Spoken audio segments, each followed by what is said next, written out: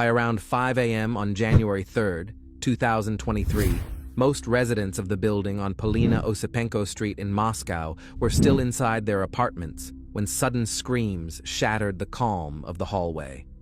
The sounds were sharp, unmistakable. Neighbors immediately realized this was not an ordinary domestic argument. The first responders didn't arrive as quickly as the occupants had expected.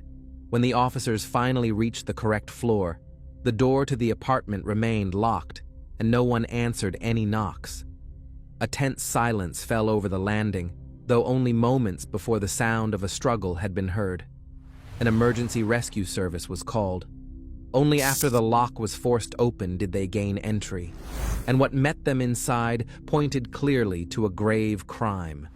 Bloodstains on the floor, the bathroom door smashed in, a scene of chaos that seemed like a desperate attempt to escape. In the room, the officers found a man covered in blood, and nearby lay a woman's body showing no signs of life. In my view, the reaction of the individual detained at the moment the police entered is one of the key details, but its full significance will become clear later. For now, the main question on everyone's mind in the stairwell remained open. Who was this woman, and what could possibly have happened in that Moscow flat in the early hours of the new year? At that moment, only one thing was known. The event had involved too much aggression to be explained away easily. The story was just beginning. Hey everyone, before we dive into today's story, I just want to ask you to hit that subscribe button, give this video a thumbs up, and drop a comment down below.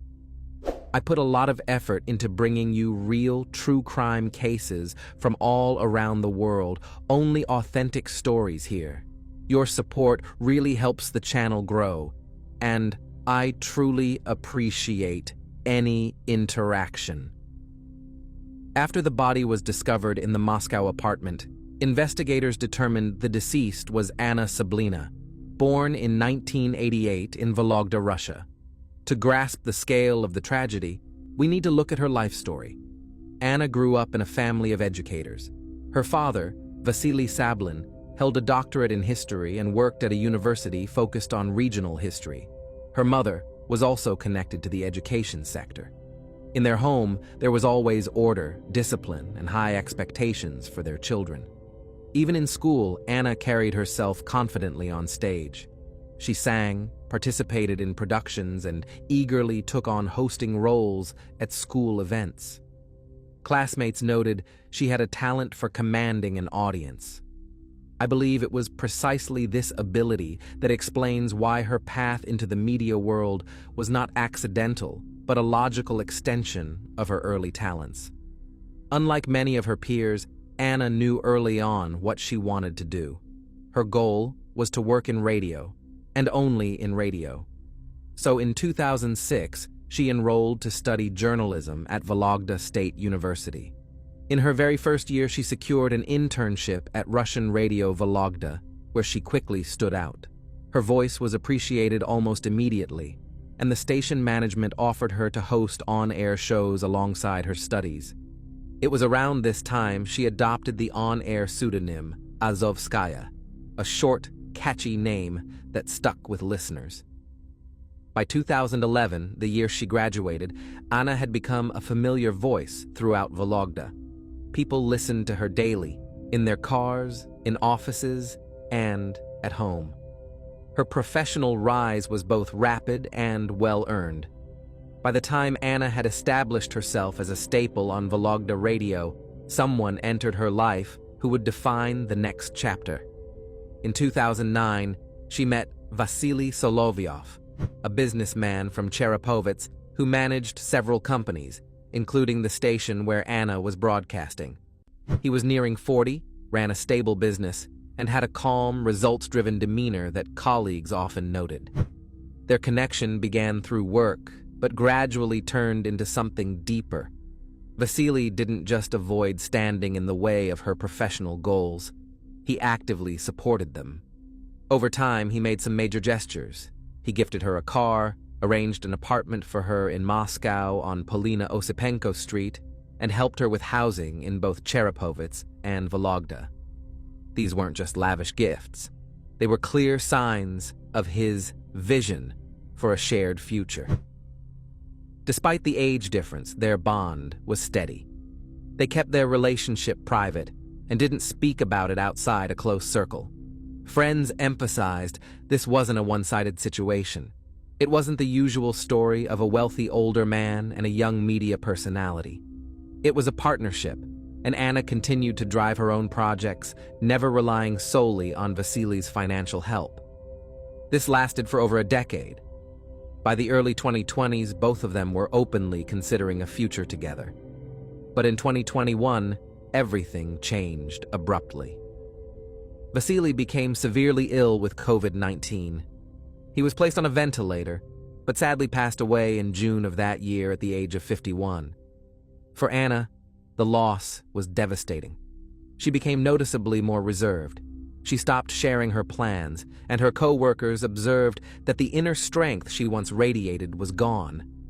This marked the beginning of a period where her emotional resilience started to erode, and that would become a critical factor in what happened next. After Vasily's passing, Anna remained on air, but only fulfilled what her position required. The job no longer brought her the same joy. It turned into a routine obligation, something she simply had to do. She also withdrew from her social circles. She stopped meeting friends, even avoided short conversations, which now seemed exhausting. Co-workers noticed that she rarely smiled and dodged any questions about her personal life. In moments like these, people often find themselves isolated with their emotions, and that isolation can create the kind of vulnerability that gives unusual connections unexpected significance. And here's the important point. Emotional instability often leaves someone more open to those who offer them attention or support. Throughout 2022, Anna's condition never truly stabilized. Outwardly, she appeared composed, mostly for the sake of work, but underneath, she was enduring a long stretch of emotional exhaustion.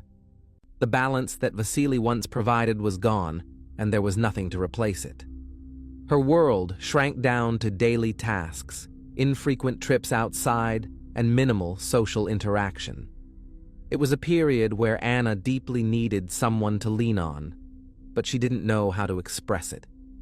That kind of inner emptiness often creates space for new connections, ones that don't feel like a threat, but instead appear as a chance to return to something resembling normal life. And this drawn-out emotional crisis became the backdrop for a new relationship that would later define the course of events. By late 2022, someone new had entered Anna's life, a man who, at first glance, seemed to have no real connection to her. Vladimir Maklakov, 33 years old and originally from the Vologda region, was the son of an old acquaintance of Vasily Solovyov. His family owned a sizable logging business, and while Vladimir was listed as the company's CEO, it was widely understood that his father handled the actual operations. Locals described him as someone used to doing whatever he pleased, with little concern for consequences. His lifestyle couldn't have been more different from what Anna was used to. He was known to drink regularly, and some accounts described aggressive outbursts. Conversations with people who had known him longer often brought up arguments, broken relationships, and suggestions of possible use of restricted substances. A few of his former acquaintances confirmed that his marriage fell apart within a few months, and his next relationship ended when the woman left, taking her son with her. These patterns seemed to speak not just to impulsive behavior, but to a deeply ingrained way of living. Against that background, Anna stood in stark contrast, structured, focused on her work, someone who disliked disorder. But according to those who later observed their dynamic, it was exactly this contrast that allowed him to quickly get close to her. His approach was all about intense attention, gifts, compliments, promises of support. For someone grieving a deep loss, that kind of presence can feel like a path back to stability. At that point, Anna was in emotional decline, and her vulnerability gave Vladimir a way into her life. Yet she never spoke openly about their connection. She kept it private, whether due to her reserved nature or perhaps an awareness that the relationship might raise concerns. Still, this was the moment when a romantic bond began to take shape, one that would soon become the center of a tragedy. Their relationship unfolded away from public view, and that secrecy allowed many troubling signs to go unnoticed until the situation spiraled out of control. After several months together, Vladimir's troubling behavior started to surface more clearly. When under the influence, he became loud and emotionally reactive. He could snap over minor things, and those who had known him for years said these outbursts were nothing new. Anna didn't speak openly about these conflicts, but one of her close friends later recalled subtle hints that something wasn't right. Anna mentioned being exhausted from constant tension, avoided giving details, and often changed the subject quickly.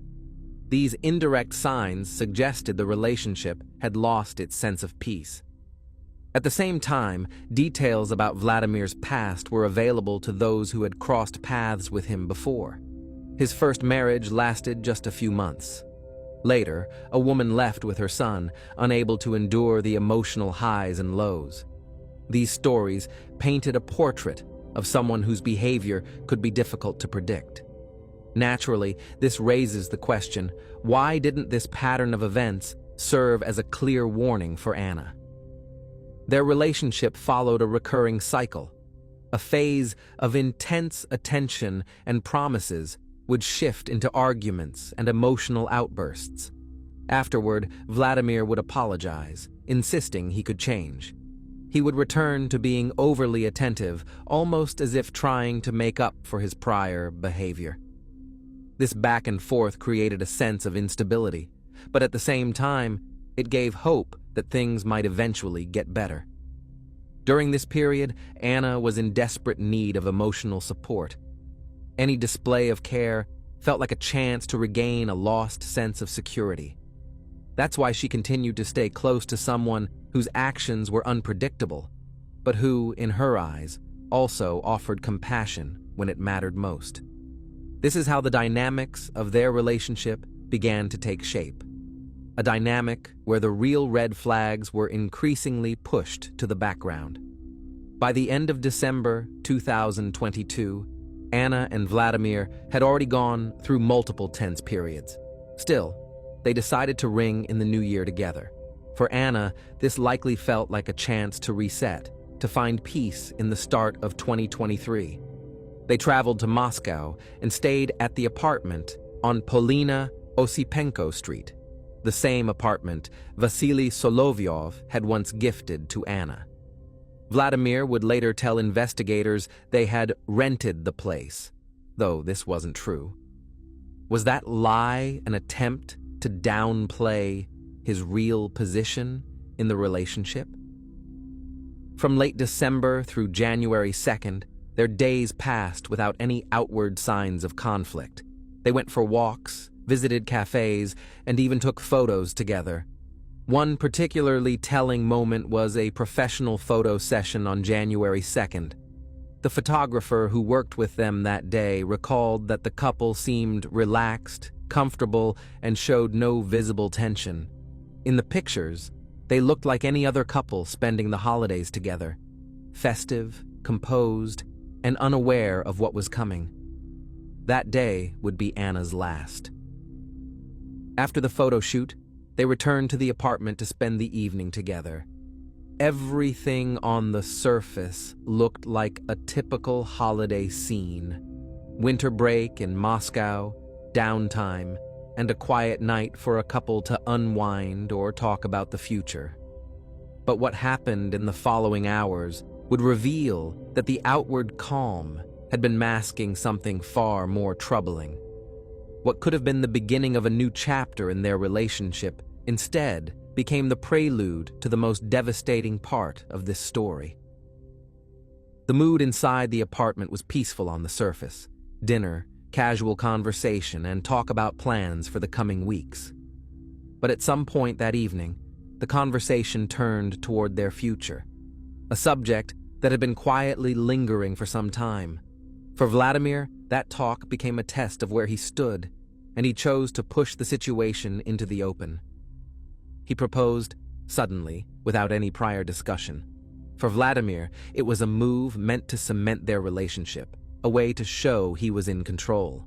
But Anna saw it differently. She responded calmly, without hostility, and said no. She explained that she wasn't ready to commit her life to someone whose behavior was so unstable. There was no shouting, no argument, no emotional outburst.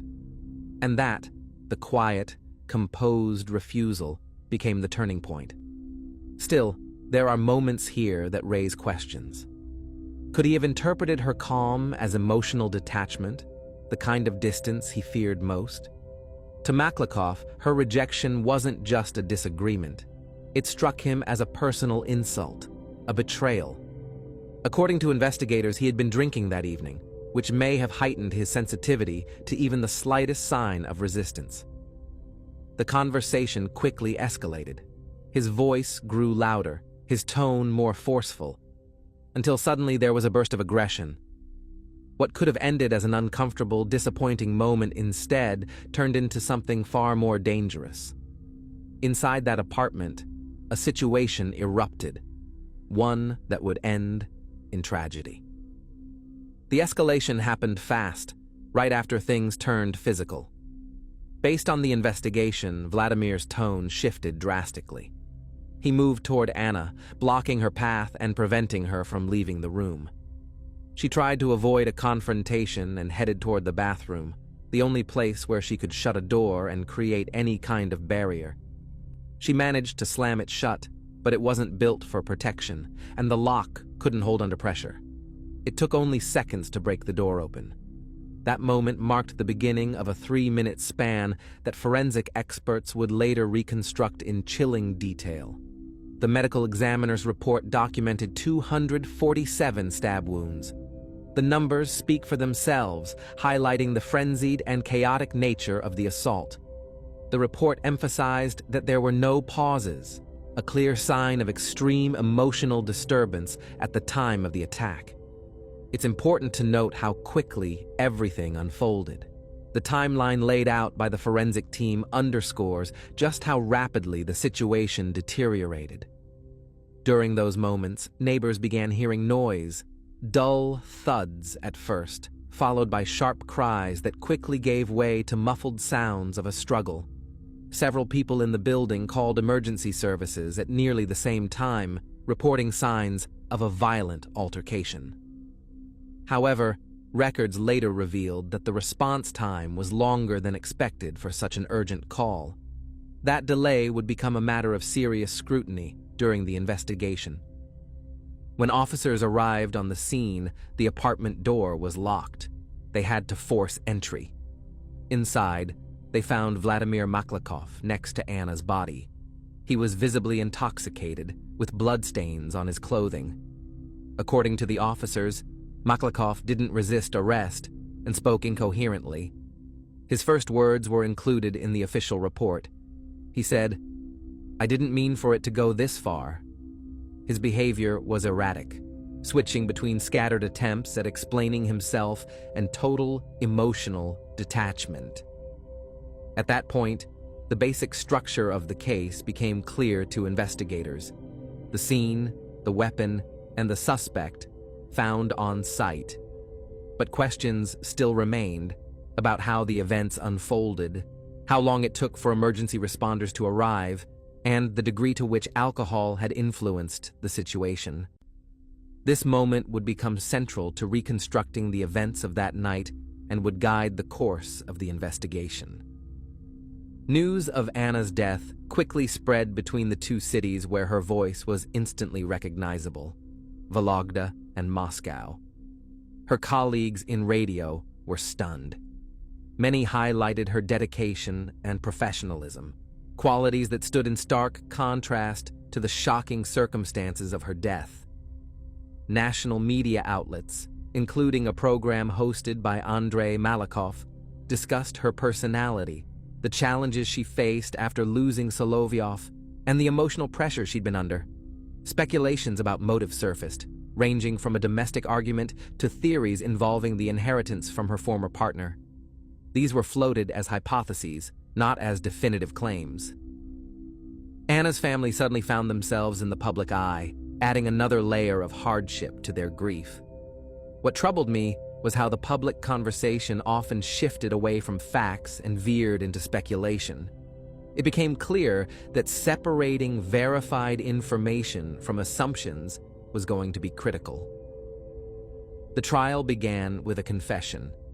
Maklakov admitted to the attack right away, but tried to frame it as a result of emotional breakdown, hoping to lessen the consequences. The charges included two main counts: inflicting severe bodily harm resulting in death, and unlawful entry into a residence followed by aggressive behavior. These charges reflected the sequence of events documented in the investigation. During the court proceedings, Maklakov's demeanor was noticeably different from what officers had recorded on the night of the incident.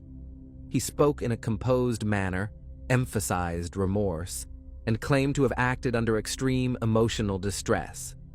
His attorney focused on his voluntary confession and the fact that he never attempted to flee, trying to convince the court that this warranted a lighter sentence. The defense also presented character references from his hometown and records of past treatment for dependency issues, all positioned as part of their legal strategy.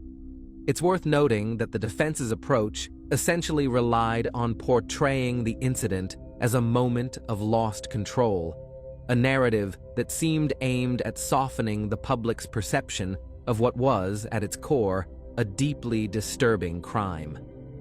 The court took into account the nature of the attack, its duration, and the conclusions presented by forensic experts. Vladimir Maklakov was sentenced to 14 years in a high-security facility. For Anna's family, the decision brought mixed emotions. On one hand, the punishment was significant. On the other, the gravity of what had happened made it hard to feel that the sentence truly reflected the depth of their loss.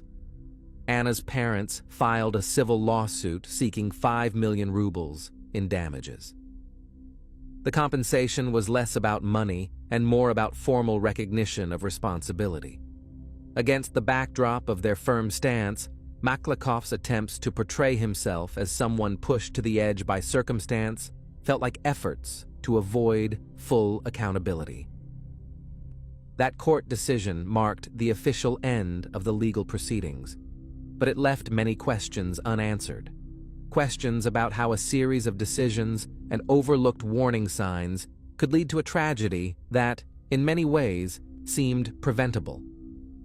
After sentencing, Maklakov's future appeared to be clear-cut. Years of isolation under a strict regime with little hope for leniency.